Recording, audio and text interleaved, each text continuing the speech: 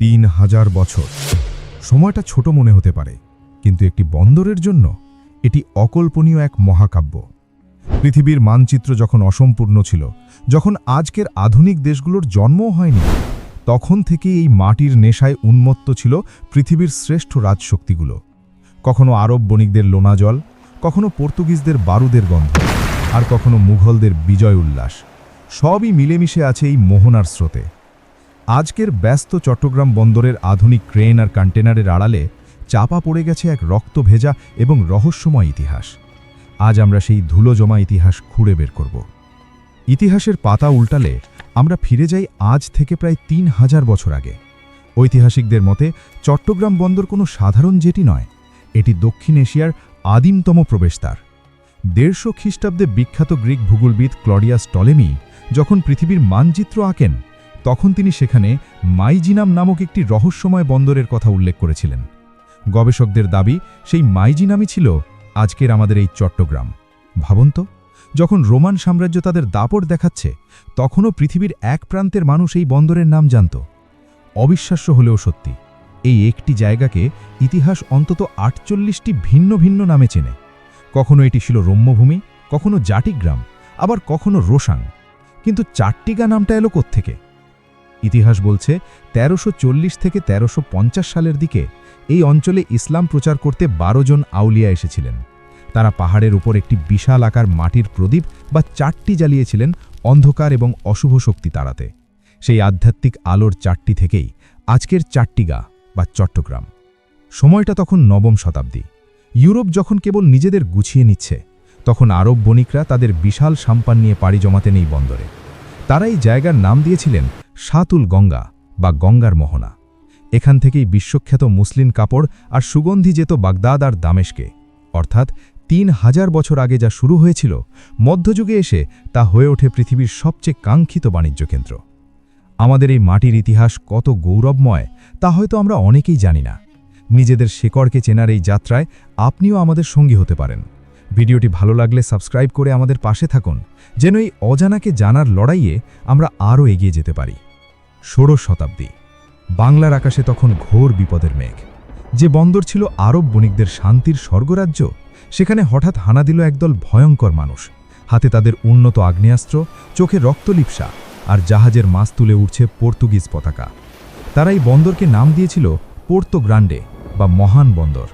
কিন্তু এই মহানুভবতার আড়ালে লুকিয়েছিল লুণ্ঠন আর দাস ব্যবসার এক বিভৎস ইতিহাস। ১৫২৮ সালের দিকে পর্তুগিজরা প্রথম চট্টগ্রামে তাদের ঘাঁটি গাড়তে শুরু করে। তারা বুঝতে পেরেছিল, যার দখলে চট্টগ্রাম বন্দর থাকবে, পুরো বঙ্গোপসাগর শাসন করবে সে। তারা এখানে গড়ে তোলে ফিরিঙ্গি বাজার। কিন্তু বাণিজ্যের আড়ালে তারা শুরু করে দাস ব্যবসা।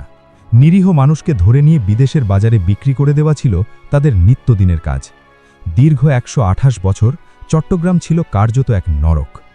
অবশেষে ১৬৬৬ সালের জানুয়ারি মাসে বাংলার সুবেদার শায়েস্তা খাঁ এক বিশাল নৌবাহিনী পাঠান পর্তুগিজ আর মগা জলদস্যুদের দমনে। ঐতিহাসিক সেই যুদ্ধে মুঘলরা জয়ী হয় এবং চট্টগ্রামকে চিরতরে জলদস্যুমুক্ত করা হয়। বিজয়ের পর চট্টগ্রামের নাম রাখা হয় ইসলামাবাদ। বন্দর ফিরে পায় তার হারানো মর্যাদা। সময় বদলে যায়। মুঘলদের পর ক্ষমতা যায় ব্রিটিশদের হাতে। ১৮৮৭ সালে ব্রিটিশরা পোর্ট কমিশনার্স গঠন করে বন্দরকে আধুনিক রূপ দিতে শুরু করে। কিন্তু শান্তি টেকেনি বেশিক্ষণ। ১৯৪২ থেকে ১৯৪৫ সাল পর্যন্ত দ্বিতীয় বিশ্বযুদ্ধের সময় চট্টগ্রাম বন্দর হয়ে ওঠে মিত্রশক্তির প্রধান স্ট্র্যাটেজিক পয়েন্ট। জাপানি বোমারু বিমানগুলো বারবার হানা দিয়েছিল এই বন্দরে। আজও পতেঙ্গার সৈকতে দাঁড়ালে সেই যুদ্ধে হাহাকার যেন অনুভব করা যায়। কিন্তু চট্টগ্রাম বন্দরের ইতিহাসের সবচেয়ে রোমহর্ষক অধ্যায়টি লেখা হয়েছিল ১৯৭১ সালের ১৫ই আগস্ট রাতে। মাত্র কয়েকশো তরুণ নৌ কমান্ডো হাতের তালুতে জীবন নিয়ে ঝাঁপিয়ে পড়েছিলেন মাইনের আঘাতে পাকিস্তানি জাহাজগুলো ডুবিয়ে দিতে। অপারেশন জ্যাকপট, বাংলার বীর সন্তানদের এমন এক দুঃসাহসিক অভিযান যা বিশ্ব নৌযুদ্ধের ইতিহাসে বিরল। সেই রাতে কর্ণফুলীর জল লাল হয়েছিল শত্রুর রক্তে আর বীরদের আত্মত্যাগে। ধ্বংসস্তূপ থেকে ফিনিক্স পাখির মতো জেগে ওঠাই বন্দর আজ বাংলাদেশের অর্থনীতির মেরুদণ্ড। কিন্তু বর্তমানের এই ঝকঝকে আধুনিকতার আড়ালে আরও কি রহস্য লুকিয়ে আছে? চট্টগ্রাম বন্দর কি পারবে ২০৩০ সালের মধ্যে এশিয়ার শ্রেষ্ঠ বাণিজ্য কেন্দ্রে পরিণত হতে? কমেন্টে জানান। যে বন্দরকে ধ্বংস করতে দ্বিতীয় বিশ্বযুদ্ধে বোমা ফেলা হয়েছিল, যে বন্দরকে অচল করতে ১৯৭১-এ মাইন বিস্ফোরণ ঘটানো হয়েছিল, সেই ধ্বংসস্তূপ থেকেই আজ দাঁড়িয়ে আছে এক অর্থনৈতিক দৈত্য। আপনি কি জানেন, বাংলাদেশের প্রতিটি ঘরে যে পণ্য পৌঁছায় তার ৯০% আসে এই একটি প্রবেশদ্বার দিয়ে? আজ আমরা জানব কিভাবে ৩,০০০ বছর আগের সেই ছোট্ট ঘাটটি আজ এশিয়ার অন্যতম শক্তিশালী মেরিটাইম হাব হওয়ার পথে। ১৯৭২ সালের শুরুর দিকে স্বাধীনতা পরবর্তী চট্টগ্রাম বন্দর ছিল এক মৃত্যুপুরী। পাকিস্তানি বাহিনী বন্দর অচল করে দিয়েছিল, কিন্তু বঙ্গবন্ধু সরকারের আমন্ত্রণে সোভিয়েত ইউনিয়নের একটি দল এসে বন্দরকে মাইন মুক্ত করার কাজ শুরু করে। জীবন বাজি রেখে তারা বন্দরটি সচল করে দেন। সেই লড়াই ছিল আমাদের টিকে থাকার লড়াই। এরপর ১৯৭৭ সালে প্রথম কন্টেনার জাহাজ এমভি ওশান ডিগনিটি ভেড়ার মাধ্যমে শুরু হয় আধুনিক যুগে প্রবেশ। আজ ২০২৬ সালে দাঁড়িয়ে চট্টগ্রাম বন্দর কেবল একটি নাম নয়, এটি বাংলাদেশের লাইফলাইন। বছরে প্রায় ৩ মিলিয়ন বা ৩০ লাখেরও বেশি কন্টেনার হ্যান্ডেল করে এই বন্দর। প্রতিটি সেকেন্ডে এখানে কোটি কোটি টাকার বাণিজ্য হচ্ছে। লয়েডস লিস্টের তালিকায় বিশ্বের ব্যস্ততম বন্দরগুলোর মধ্যে চট্টগ্রাম বন্দর ক্রমাগত উপরের দিকে উঠে আসছে। বর্তমানে এটি দক্ষিণ এশিয়ার অন্যতম ট্রানজিট পয়েন্ট হিসাবে ভারত, নেপাল এবং ভুটানের জন্য গুরুত্বপূর্ণ হয়ে উঠেছে। কিন্তু ইতিহাস এখানেই শেষ নয়। আমাদের লক্ষ্য এখন গভীর সমুদ্র। ২০৩০ সালের মধ্যে বঙ্গোপসাগরের কূল ঘেঁষে গড়ে উঠছে বিশাল বে টার্মিনাল, যেখানে বর্তমানে ৯ মিটার ড্রাফটের জাহাজ ভেড়ে সেখানে ভিড়বে ১২ থেকে ১৩ মিটার গভীরতার বিশাল আকার মাদার ভেসেল, যা আমাদের লজিস্টিক খরচ কমিয়ে আনবে বহুগুণ। এটি হবে আগামীর বাংলাদেশের ব্লু ইকোনমির মূল চাবিকাঠি। ৩,০০০ বছরের দীর্ঘ এক যাত্রার গল্প আজ আমরা জানলাম।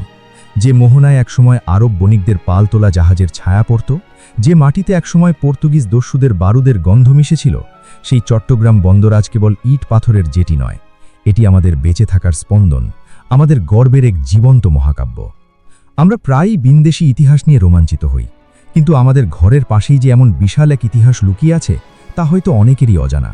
নিজেদের শেকড়কে চেনার এই যাত্রায় আপনিও সঙ্গী হয়েছেন, এটাই আমাদের সবচেয়ে বড় প্রাপ্তি। ভিডিওটি যদি আপনার হৃদয়কে সামান্যতম স্পর্শ করে থাকে, তাহলে চ্যানেলটি সাবস্ক্রাইব করে আমাদের পরিবারের একজন হয়ে যান, কারণ আপনার একটি ছোট্ট সাবস্ক্রাইব আর শেয়ারই আমাদের এই ধুলোমাখা ইতিহাসকে হাজারো মানুষের কাছে পৌঁছে দিতে সাহায্য করবে। পুরো ভিডিওতে চট্টগ্রাম বন্দরের কোন ঘটনাটি বা কোন অজানা তথ্যটি আপনাকে সবচেয়ে বেশি অবাক করেছে, কমেন্ট করে জানান। ইতিহাসের এই মোহনায় আবার দেখা হবে নতুন কোনো অজানা গল্প নিয়ে। শেকড়ের সাথেই থাকুন। ধন্যবাদ।